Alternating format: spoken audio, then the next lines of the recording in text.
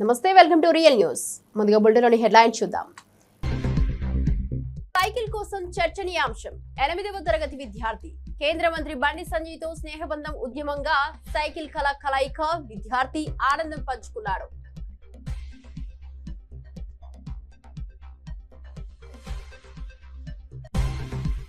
నిర్మిషా ప్రియ రక్షణ కోసం ఆందోళన. కేఏ పాల్ ప్రాణాలతో ఆటాడలేం. భారత ప్రభుత్వంపై ఒత్తిడి, అత్యవసర చర్యలు అవసరం. పీఎంఓ విదేశాంగ శాఖకు పిలుపు. నిర్మిషా ప్రియకు రక్షణ కల్పించడానికి రాజనాయక కృషి చేయాలి. తెలంగాణలో 14 గ్రామాల విలీనం సంచలన ప్రకటన. మంత్రులు బవాంకులే ప్రకటన. 14 గ్రామాల విలీనం. తెలంగాణ గ్రామాలు మహారాష్ట్రలో కలిసేందుకు సిద్ధం. రాజూరా, జీవతి తాలూకాలలో విలీనం ప్రక్రియ. డీటెయిల్ చూస్తే, నిర్మిషా ప్రియను రక్షించడానికి భారత ప్రభుత్వం చర్యలు తీసుకోవాలి. ప్రాణాలతో ఆటలాడే సమయంలో మౌనంగా ఉండలేం. నిర్మిషా ప్రియను రక్షించడానికి భారత ప్రభుత్వం అత్యవసరంగా రాజనాయక కృషి చేయాలి. నిర్మిషా ప్రియను రక్షించేందుకు పీఎంఓ విదేశాంగ శాఖ అత్యధిక ప్రాధాన్యతతో చర్యలు తీసుకోవాలి. KA Paul. నిమిషా ప్రియ జూలై 16ని ఉరి తీయబడుతుందని అందరూ విన్నారు. కోట్ల మంది ప్రార్థించారు.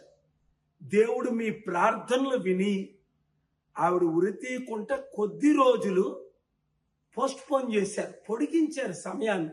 ఈ లోపుని ఎంత కన్ఫ్యూజన్ అంటే, ఇది ఎవరు పొడిగించారు, ఎవరు చేశారు, ఎందుకు చేశారు, రకరకాలుగా కొన్ని మీడియాల ద్వారా తప్పుడు ప్రచారాలు జరుగుతున్నాయి. ముఖ్యంగా ఇంగ్లీష్లో వచ్చిన మీడియాను చూసి ఎవరైతే చంపబడ్డారో ఆ మహదీ బ్రదర్ ఇప్పుడు మాకు 10 కోట్లు కాదు 100 కోట్లు ఇచ్చినా మేము తీసుకోము, నిమిషా ప్రియను ఉరే తీయాలి అని ఆయన మెసేజ్ బయటకు వచ్చింది. చాలా విచారం. అందరూ ఫెయిల్ అయిపోయారు.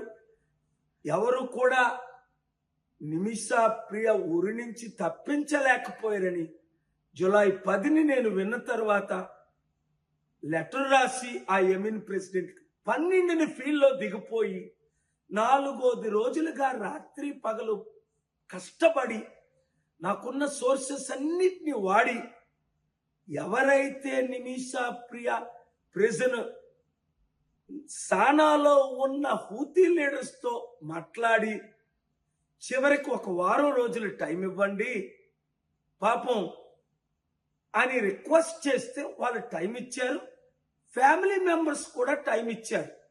ఎందుకంటే ఫ్యామిలీని రిప్రజెంట్ చేసిన రవిచంద్ర ఆ లాయర్ కూడా 15 లక్షలే ఇచ్చారు. 40 లక్షలు అడిగితే ఫ్యామిలీ మెంబర్కి $3 లక్షల ఇస్తాను, 1 కోటి 2 కోట్లు 8 కోట్లు 11 కోట్లు అని చెప్పి ఈ రోజుకి 11 రూపాయలు ఇవ్వలేదు. ఆ ముస్లిం లీడర్ కేరళ అయిన అబూబకర్ అట గ్రాండ్ ముఫ్తీ ఆయన ప్రామిస్ చేశారు, ట్వీట్లు చేస్తున్నారు. మోదీ గవర్నమెంట్. తెలంగాణ రాష్ట్రానికి చెందిన మంత్రి చంద్రశేఖర్ బవాంకులే తెలంగాణలోని 14 గ్రామాలను మహారాష్ట్రలో విలీనం చేయనున్నట్లు ప్రకటించారు. ఈ గ్రామాలు రాజురా మరియు జీవతి తాలూకాలలో ఉన్నాయని వివరించారు. ఈ సంచలన ప్రకటన తెలంగాణ ప్రాంతంలో మిశ్రమ స్పందన కలిగించిందని పేర్కొన్నారు. గ్రామాల విలీన ప్రక్రియకు సంబంధించి అధికారిక చర్చలు కొనసాగుతున్నాయని తెలిపారు. महाराष्ट्रातील चंद्रपूर जिल्ह्यातील जिवती तालुक्यातील 14 गावे हे तेलंगणा आणि महाराष्ट्र बाउंड्रीवर आहे आणि ही 14 गावं महाराष्ट्राच्या जमाबंदी आयुक्ताच्या रेकॉर्ड प्रमाणे ही सर्व गावं महाराष्ट्राची आहेत.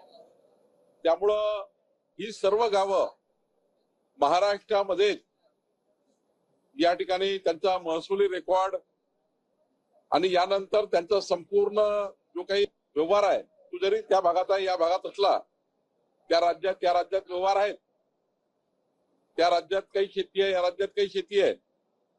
त्यामुळं गावाचं जे गावठाण आहे ते महाराष्ट्रामध्येच राहील याबद्दलची कारवाई आम्ही चालू केलेली आहे आणि याबद्दलचा पुरावा रेकॉर्ड आमच्याकडे आहे आणि त्याची नोंद आता महाराष्ट्र शासनाने घेतली आहे. శ్రీకాళహస్తి ఎమ్మెల్యే బొజ్జల సుధీర్ రెడ్డి తిరుమల దర్శనంలో పాల్గొన్నారు. శ్రీవారిని దర్శించి బహుమతి తీర్పు పొందినారు. రెడ్డి వ్యక్తిగతంగా మంగళవారం దర్శనం చేసినట్లు తెలిపారు. ప్రభుత్వం కుటుంబానికి ఈ వారం దివ్య దర్శనం అందించడానికి అనుమతి ఇచ్చారు. పేదాపూర్ మండలం ఎమ్మెల్యే బొజ్జల సుధీర్ రెడ్డి ఆలయ సమీపంలో దర్శనం చేసినట్లు తెలిపారు.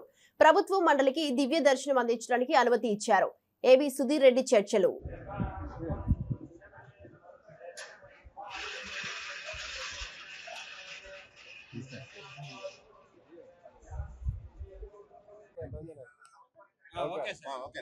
ప్రశ్నితుడు నమస్కారం. ఈరోజు మా కుటుంబ సభ్యులతో అందరితోని తమ్ముళ్ళు, అత్తలు, మామూలు మొదటిసారి గెలిచిన తర్వాత రావడం జరిగింది. అందులో మాకు కూడా కుదరలే, టైం కుదరలేదు. తర్వాత ఫ్యామిలీ మెంబర్స్ అందరితో కూడా యూఎస్ నుంచి వాళ్ళు రావడం, అందరూ కలిసి వచ్చి బ్రహ్మాండంగా దర్శనం అయింది. అందరూ బాగుండాలా, సర్వజన సుఖ భవంతు అని చెప్పి కోరుకున్నాం. చంద్రబాబు నాయుడు గారు, నారా లోకేష్ గారు కుటుంబం చల్లకుంటారు. వాళ్ళు బాగుంటే మేము బాగుంటాం, మేము బాగుంటే ప్రజలందరూ బాగుంటారు ఉద్దేశంతో చేస్తుంటారు. క్లెన్లీనెస్ బాగుంది, ఎక్కడ కూడా ఇబ్బంది లేకుండా బాగా దర్శనం బాగా జయవ గారు బాగా చేయించారు.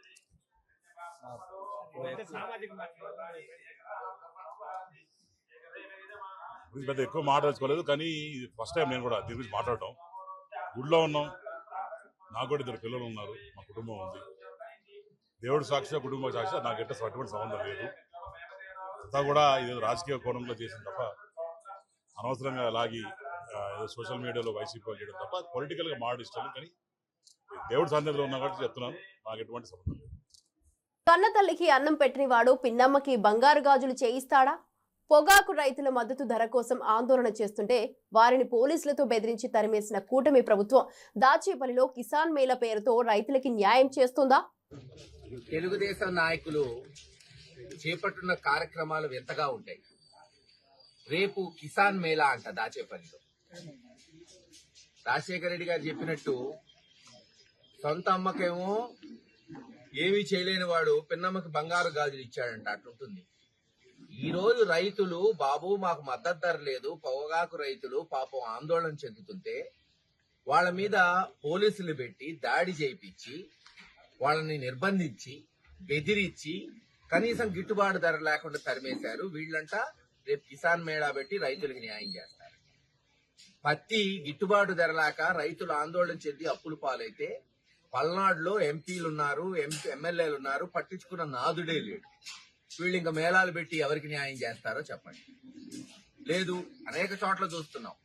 జగన్మోహన్ రెడ్డి గారు పొగాకు రైతుల కొరకు పొదిలిపోతే అక్కడ రైతుల మీద కేసులు, లేదు బంగారు పళ్ళెం పోతే అక్కడ కేసులు మామిడి రైతుల మీద.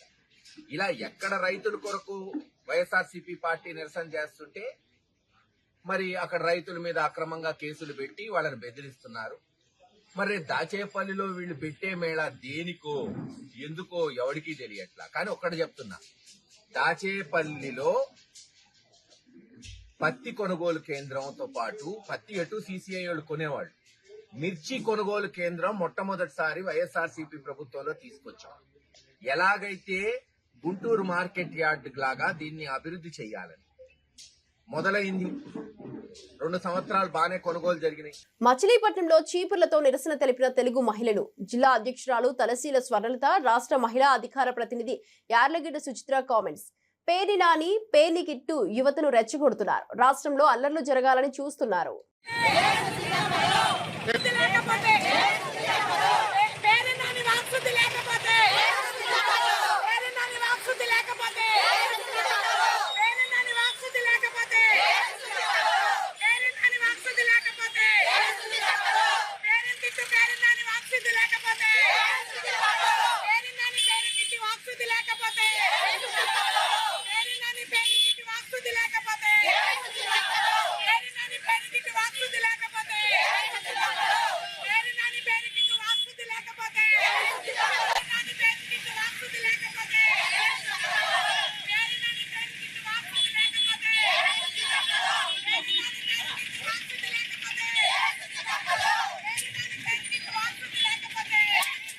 గుడిలో మద్యం ఏరులై పారుతోంది అని తేడా లేకుండా ఏపీలో మద్యం ఏరులై పారు తెలిసిందా? రాష్ట్రంలో ఇప్పుడు మంచినీరు దొరకని గ్రామాలున్నాయి గాని బెల్ట్ షాపులకు కూడా వేలం నిర్వహిస్తున్నారు. రాష్ట్రంలో ఇప్పుడు 60,000కు పైగా బెల్ట్ షాపులు ఉన్నాయి. ఈ విషయంలో కారుమూరు వెంకటరెడ్డి గారు వైఎస్ఆర్సీపీ అధికార ప్రతినిధి వివరించారు. జగన్మోహన్ రెడ్డి గారు చేసినటువంటి ప్రసంగం ఆద్యాంతం మొత్తం వదిలేసి వ్యక్తిగత దాడి చేయడానికి తెరలేపుతాడు. ఇతని విధానం ఎలా ఉంటుందంటే కాకుల్ని కొట్టి గద్దల్ని మేపే విధంగా ఉంటుంది. ప్రజల దగ్గర చేరవలసినటువంటి సొమ్ముని దోచేసి తెలుగుదేశం ప్రజాప్రతినిధులకి దోచిపెడుతున్నటువంటి ఈ వ్యక్తి ఈ దోపిడీపై మాట్లాడితే దాని మీద సమాధానం చెప్పేటటువంటి మంత్రి కానీ ప్రజాప్రతినిధి కానీ ఎవ్వడు ఉండడు. తిట్లు దండకం వద్దడానికి, చంద్రబాబును ప్రసన్నం చేసుకోవడానికి ఎప్పటి నుంచో రాజ్యసభ లేదా గవర్నర్గా ఉండాలని ఉవ్విళ్ళూరేటటువంటి కొంతమంది నేతలు వచ్చేస్తారు. వర్లరామయ్య గారు, హోంమంత్రి గారు, ఆవిడ శాఖను మాత్రం గాలికి వదిలేస్తుంది, అధికార ప్రతినిధిగా వాలిపోతుంది ప్రతిదానికి. సో వీరు మాట్లాడినటువంటి మాటలను ఒక్కసారి కానీ మనం గమనించినట్లయితే జగన్మోహన్ రెడ్డి గారు చాలా స్పష్టంగా 1,75,112 కోట్ల రూపాయలు అప్పులు చేశారు. 17,000 కోట్ల రూపాయలు విద్యుత్ మీద మీరు అదనంగా ఛార్జీలు మోదారు. ఈ రాష్ట్ర ఖజానా మొత్తం కొల్లగొట్టేస్తున్నారు. ఈ రాష్ట్ర ఆదాయం ఏమైంది? కేంద్రం నుంచి తీసుకొచ్చినటువంటి ఆ యొక్క పద్దు ఏమవుతుంది? ఈ రాష్ట్రంలో మీరు ఒక్క పథకం కూడా ఇవ్వకుండా ఈ డబ్బంతా ఎవరి జేబుల్లోకి వెళుతుందని స్పష్టంగా అడిగారు కదా. 4-5 ప్రెస్ మీట్లు పెట్టినటువంటి వాళ్ళల్లో ఎవడన్నా ఒక్కరన్నా బాధ్యతగా సమాధానం చెప్పారా? నాదెండ్ల మనోహర్ గారు అయితే ఏకంగా సిగ్గు విడిచేసి దీపం పథకం మీద మాట్లాడాడు. వారు చెప్పింది ఏంది? మొదటి విడతలో దీపం పథకానికి 97,59,000 మందికి ఒక సిలిండర్ ఇచ్చాం, దానికి 846 కోట్లు అయింది. రెండవ విడతలో 91,10,000 మందికి ఇచ్చామంటాడు. ఈ రెండిటి మధ్య వ్యత్యాసం ఎంతండి? దాదాపు 6,50,000 మంది. ఎందుకు తగ్గింది సార్? లబ్ధిదారుల సంఖ్య రోజు రోజుకు పెరుగుతుందా తగ్గుతుందా? అంటే మొత్తం వదిలేసి నిర్లజ్జగా వైఎస్ఆర్ కాంగ్రెస్ పార్టీ నాయకులకి, వైఎస్ఆర్ కాంగ్రెస్ పార్టీ ఓటేసినటువంటి వారికి మేము తొలగిస్తున్నామని తనే ఒప్పుకుంటున్నాడు. పథకం రోజు రోజుకి పెరగాలి, లబ్ధిదారుల సంఖ్య పెరగాలి, మరి ఎందుకు తగ్గింది? అంటే దీని అర్థం ఏంటి? స్పష్టంగా వైఎస్ఆర్ కాంగ్రెస్ పార్టీకి అనుకూలమైనటువంటి వారిని ఏరి పడవేస్తూ ఒక్కొక్కరిని తొలగిస్తున్నట్టుగా కనపడుతుంది. పెన్షన్స్ లో కూడా మనం గమనించినట్లయితే దాదాపు 6 లక్షల మంది పెన్షన్దారులని ఎత్తివేశారు వీళ్ళు. మరి ఇక ప్రభుత్వం నడుస్తున్నట్ట? ప్రభుత్వం ప్రజల యొక్క మంచిని పట్టించుకుంటున్నట్ట? స్పష్టంగా వీరి మాటల్లో ఏంటంటే పథకాలు మేము ఎగ్గొట్టేస్తామని నిర్లజ్జగా ఎట్లా చెప్తున్నారంటే, ఇదే నాదెండ్ల మనోహర్ గారు మీకంటే ఎక్కువ బటన్లు నొక్కుతామని మాకు ఓట్లేయలేదు ప్రజలు అని చెప్పకనే చెప్తున్నాడు. అంటే వైఎస్ఆర్సీపీ ఎన్ని బటన్లు అయితే నొక్కిందో అన్ని మేము నొక్కము అని నొక్కి ఒక్కానించి తనే చెప్తున్నాడు. అంటే రాబో రోజుల్లో పథకాలను ఏ విధంగా ఎత్తివేస్తారు అనడానికి ఇది ఒక ఉదాహరణగా కూడా మనం చెప్పుకోవచ్చు. రెండవది, ఈ దళితులుగా ఉన్నటువంటి ప్రజాప్రతినిధులు చంద్రబాబు గారిని ప్రసన్నం చేసుకోవడానికి ఎంతకైనా దిగజారుతారు. మాటకు ముందు ఒకసారి సిగ్గుందా, మాటకి తర్వాత ఒకసారి సిగ్గుందా అంటున్నారు. ఈ సిగ్గుందా అని మాట్లాడుతున్నటువంటి మీకు బుద్ధుందా? మీకు ఏమాత్రం అన్న జ్ఞానం ఉందా, ఇంగితం ఉందా? వైఎస్ఆర్సీపీలో మా ప్రభుత్వంలో పథకాలు అందుకున్నటువంటి పేదవారికి పథకాలు ఇవ్వకపోతే ఆర్థికంగా దళితులు అనేటటువంటి వారు, వెనకబడినటువంటి తరగతుల వారు నష్టపోతారా లేదా? ఈ జ్ఞానం ఉండాలా లేదా? నక్కా ఆనంద్ బాబు గారు అంటారు జగన్మోహన్ రెడ్డి గారి హయాంలో కేవలం కొందరికి మాత్రమే అధికారాలు ఉన్నాయి, దళితుల్ని వారింట్లో కూడా రానిచ్చేవారు కాదు అని. ఆ బతుకులు మీవేమో ఒక్కసారి వెనక్కి తిరిగి చూసుకోండి. శ్రీ జగన్మోహన్ రెడ్డి గారి ఇంటిలో వారితో పాటు వారి ఇంటిలో టేబుల్ మీద కూర్చొని నేను 2 సార్లు భోంచేశా. మీకెవ్వరికన్నా చంద్రబాబు నాయుడు గారి పక్కన కూర్చునేటటువంటి అవకాశం దక్కిందా? ఒకసారి ఆలోచించుకోండి. వర్లరామయ్య అనేటటువంటి వ్యక్తి ఎప్పటి నుంచి భూమి పుట్టినప్పటి నుంచి రాజకీయాలు చేస్తున్నాడు. ఈ రోజు వరకు ఏం సాధించావయ్యా నువ్వు? ఏంటి నీ బతుకు? ఎక్కడుంది? ఏ స్థానంలో ఉన్నావు నువ్వు కూర్చొని? జగన్మోహన్ రెడ్డి గారికి తిట్టడానికి ఉపయోగిస్తున్నారు, నిన్ను గుర్తుపెట్టుకో. అనంతపురం పామిడికి చెందిన పావని అనే మహిళ చికిత్స కోసం శ్రీచక్ర ఆసుపత్రిలో చేరిక. జ్వరంతో ఆసుపత్రికి వస్తే వైద్యులు చంపేశారంటూ మహిళ కుటుంబ సభ్యులు ఆందోళన చేపట్టారు. ఆసుపత్రి అద్దాలు ధ్వంసం చేసిన మృతురాలి బంధువులు ఆసుపత్రి వద్ద భారీగా పోలీసులు చేరుకున్నారు.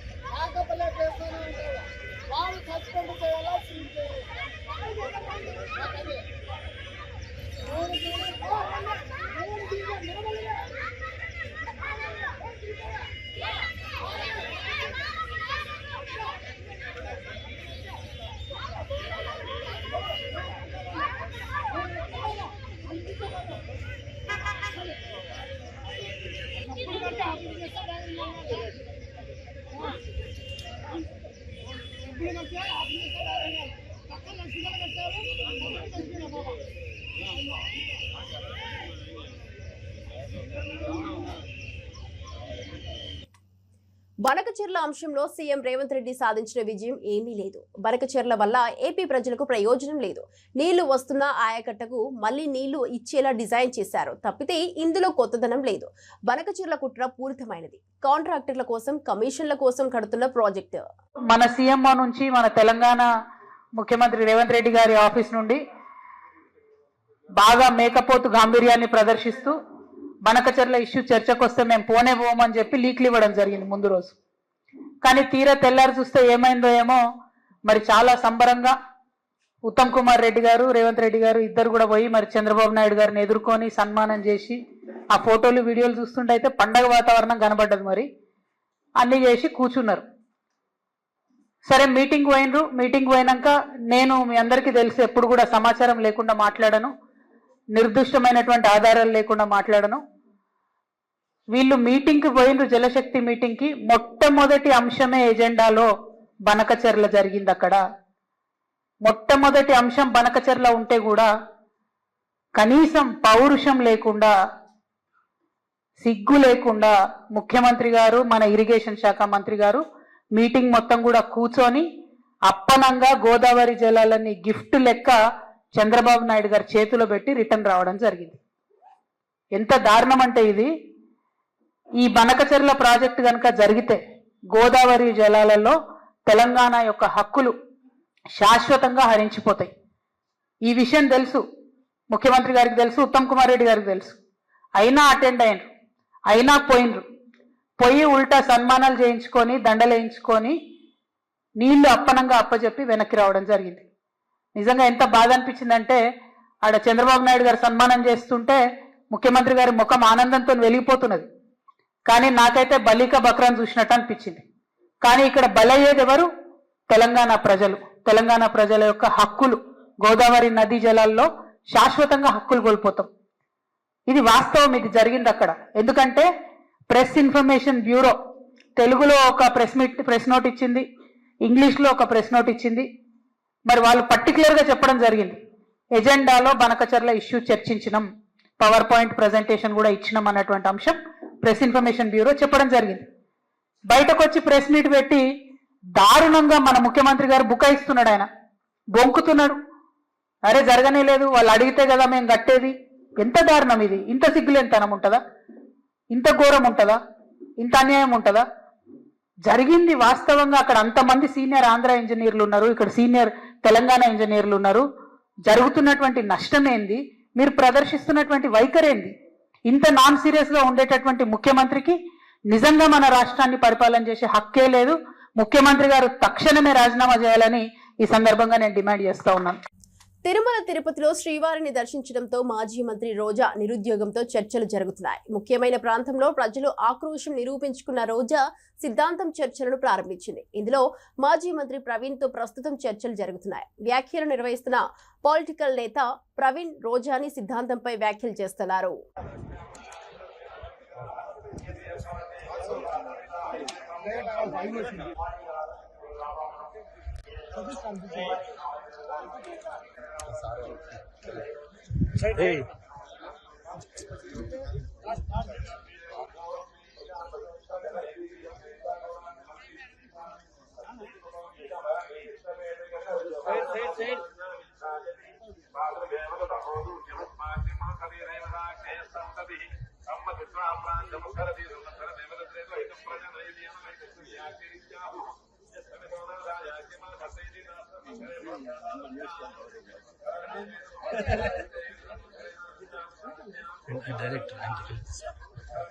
డైరెక్ట్ తమిళ డైరెక్ట్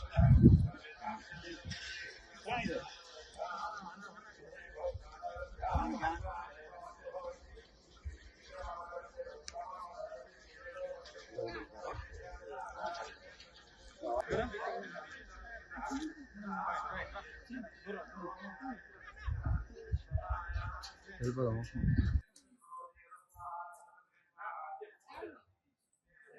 బాబు సో భగవంతుడి దర్శనం చేసుకుంటే అందరికీ కూడా ఒక కొత్త ఎనర్జీ ఉంటుంది, ఒక పాజిటివ్ ఎనర్జీ ఉంటుంది. అలాగే రాజకీయాల్లో ఉన్న వాళ్ళకి చాలా ముఖ్యం భగవంతుడిని దర్శించుకోవటం అనేది. సో ఆ భగవంతుడి ఆశీస్సులతో మళ్ళీ కొత్త బలంతో ప్రజల కోసం పనిచేయడానికి ఎప్పుడు మేము ముందుకు వెళ్తుంటాం. సో తిరుమల శ్రీవారు ఎన్నిసార్లు చూసినా చూస్తూ ఉండాలనిపించే అంత భగవంతుడు ఈ ప్రపంచంలో ఏ టెంపుల్ కి కూడా ఎంత క్రేజ్ లేదనుకుంటాను. ఎన్నిసార్లు చూసినా చూస్తూ ఉండాలనిపిస్తుంది. సో భగవంతుడి ఆశీస్సులు మా మీద, రాష్ట్ర ప్రజల మీద ఎల్లప్పుడూ ఉండాలని మనస్ఫూర్తి. చంద్రబాబు మీడియా చర్చల విషయంలో తెలంగాణ ఎడిషన్ లో ఒకలా, ఆంధ్ర ఎడిషన్ లో ఒకలా రాసింది. అంతర్జాతీయ కార్యక్రమాల్లో రేవంత్ రెడ్డి బనకచెర్ల విషయంలో తన అంశాన్ని తెలిపాడు. ఏపీ మంత్రి నిర్మల రామానాయుడు బనకచెర్లపై చర్చ జరిగింది. కమిటీని ఏర్పాటు చేస్తామని అందరూ భావిస్తున్నారు. తెలంగాణ ప్రజలు వీళ్లు చేసే ద్రోహాన్ని, మోసాన్ని చూడాలని మాజీ మంత్రి ఎమ్మెల్యే జగదీష్ రెడ్డి అడిగారు. అసలు సమావేశాలు, రహస్య సమావేశాలు రాత్రి వేళలో జరిగిపోతున్నాయి. అక్కడ మాత్రం చాలా స్నేహపూర్వక సమావేశాలు జరుగుతున్నాయి. ఈ ఒక్కటి చాలు తెలంగాణ వాదులకు. ఇంకెవరికైనా కూడా కేసీఆర్ మీద కోపంతో కాంగ్రెస్ చెంత చేరిన వాళ్ళు ఇంకెవరైనా ఉంటే కూడా వాళ్ళందరి కళ్ళు తెరిపించడానికి ఇదొక్కటి చాలు. ఏంది? ఒకటే పత్రిక తెలంగాణలో ఏం రాసింది, ఆంధ్రాలో ఏం రాసింది చూడండి. ఒకటి తెలంగాణ ఎడిషన్, ఒకటి ఆంధ్ర ఎడిషన్. ఒక సమావేశం జరిగి రెండు రాష్ట్రాల మధ్యన, రెండు ముఖ్యమంత్రుల మధ్యన, రెండు రాష్ట్రాల అధికారుల మధ్యన సమావేశం జరిగితే ఎవరు చెప్పినా ఒకే తీరుగా ఉండాలి కదా. చెప్పింది నిజమే అయితే, జరిగింది వాస్తవంగా చెప్పితే ఒకే తీరుగా ఉండాలి కదా. ఇంతకు మించిన ఆధారాలు ఇంక అక్కరలేదు వాస్తవానికి. ఇంకా తెలంగాణ ప్రజలకి తెలంగాణలో రకరకాల కోరికలతోని, ఆలోచనలతోని మళ్ళీ తెలంగాణ వాదానికి దూరమైన వాళ్ళకి అన్నిటికీ మించి తెలంగాణ ప్రజలందరికీ విజ్ఞప్తి చేస్తూ ఉన్నాం. చూడండి ఏం జరుగుతుందో, ద్రోహం ఎట్లా ఉందో. గత సంవత్సర కాలంగా బీఆర్ఎస్ పార్టీ చెప్తున్నది ఒక్కటొక్కటిగా నిజమవుతుంది, కనబడుతుంది మీ కళ్ళ ముందే. ఏంటిది? ఇది జల విభాగాలపై కమిటీ, రెండు రాష్ట్రాల నిపుణులు అధికారులతో ఏర్పాటు, 21లోగా నియామకం. దీని కొరకు ఏం చెప్పిండు మన ముఖ్యమంత్రి గారు? 8వ తరగతి చదువుతున్న ఒక పిల్లోడు సైకిల్ కొనివ్వకపోవడంతో స్కూల్ కి వెళ్లనని చెప్పాడు. ఈ విషయం తెలిసిన కేంద్ర మంత్రి బండి సంజయ్ విద్యార్థితో మాట్లాడి సమస్య పరిష్కరించి సైకిల్ కొనిచ్చాడు. ఈ స్నేహబంధం విద్యార్థి జీవితంలో నూతన ఉత్సాహాన్ని తీసుకువచ్చింది. నెల రోజుల తర్వాత ఆ పిల్లోడు ఫోన్ లో బండి సంజయ్ తో తన ఆనందాన్ని పంచుకున్నాడు. 10 నెలలుగా రోజు స్కూల్ కి వెళ్తున్నానని, సైకిల్ ప్రతిరోజు తుడుస్తున్నానని చెప్పాడు. చనిపోయిన వాళ్ళ అమ్మ ఆ చిన్న బాబు 8th క్లాస్ బాయ్ కూర్చున్నాడు. నీ పేరు ఏం పేరు అంటే పేరు చెప్పిండు. నువ్వు స్కూల్కు పోతలేవా అంటే పోన్ పోన్ పోన్ పోన్ అంటున్నాడు. అని ఈ పోన్ పోన్ పోన్ అన్నందుకే ఆ పిచ్చోడని ముద్రేసిన బాబు మీద. సరే అని చెప్పి వాళ్ళ అమ్మమ్మని అడిగిన ఏమైందమ్మంటే వాడు పిచ్చోడు సార్ అంటుంది వాళ్ళ అమ్మమ్మ కూడా.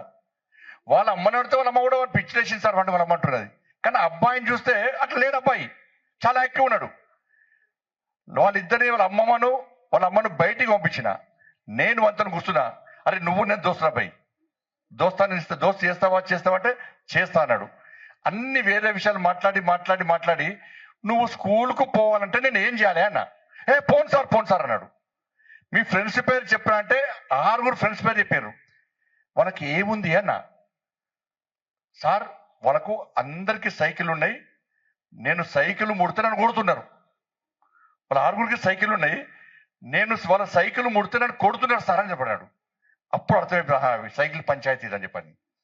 నేను అడిగినా మరి స్కూల్కి పోవాలంటే ఏం చేయాలంటే నేను బోన్ సార్ అంటాడు వాళ్ళ. సరే నీకు సైకిల్ కొనిస్తే పోతావా అంటే ఆయన ఫేస్ మొత్తం వెలిగేది ఒకసారి. అప్పుడు సైకిల్ కొనిస్తే స్కూల్ పోతాడు. మరి సైకిల్ కొనిస్తే స్కూల్ పోతావు, ఇయ్యాలే కొనిస్తా సైకిల్ అన్న. అప్పుడు నేను పోతా సార్ అన్నాడు. ఆ అబ్బాయి పిచ్చోడా కానీ ఊరు మొత్తం ఏం చేసింది, పిచ్చోడ ముద్రేసింది. ఆ అబ్బాయిని మీ సోషల్ మీడియాలో చూసి ఉంటారు, మీ అందరికి ఆ వీడియో వచ్చింది, నిన్న కూడా వచ్చింది వీడియో. ఆ అబ్బాయిని తీసుకుపోయి నేనే స్వయంగా తీసుకుపోయి సైకిల్ స్టోర్ పోయి సైకిల్ కొనిస్తే ఇలా అబ్బాయి ఒక 10 నెలల రోజుల క్రితం కూడా ఫోన్ చేసి సార్ నేను హైదరాబాద్ ఐటీలో దూసుకుపోతున్నదంటే అది చంద్రబాబు విజన్ ఫలితమని టాటా సన్స్ చైర్మన్ చంద్రశేఖరన్ పేర్కొన్నారు. మానవ వనరుల అభివృద్ధి కోసం ఇంజనీరింగ్ విద్యా సంస్థల స్థాపన కూడా చంద్రబాబు ప్రత్యక్ష దృష్టిలో భాగమని అన్నారు. ఆ రోజుల్లో ఐటీ అభివృద్ధి కోసం ఉదయం 6 గంటల నుంచే చంద్రబాబు మాతో చర్చలు ప్రారంభించినట్టు తెలిపారు. చంద్రబాబు గారికి ఉన్న ఫ్యాషన్ వల్లే ఈ విజయాలు సాధ్యమైనట్లు గుర్తు చేశారు. I've had the privilege of knowing Shri Chandrababu Naidu and working very closely with him even 25 years ago, when the IT industry was just about to take off. He not only put the infrastructure in Hyderabad. Today, if you see in Hyderabad, many of these very, very large companies, including TCS, who have very, very big presence. And it was his vision and execution those days to be able to create this whole movement. And since then, had the opportunity in digitizing the then unified Andhra Pradesh and have seen. ఇవి ఇప్పటివరకు నా bulletin update చూస్తూనే ఉండండి real news.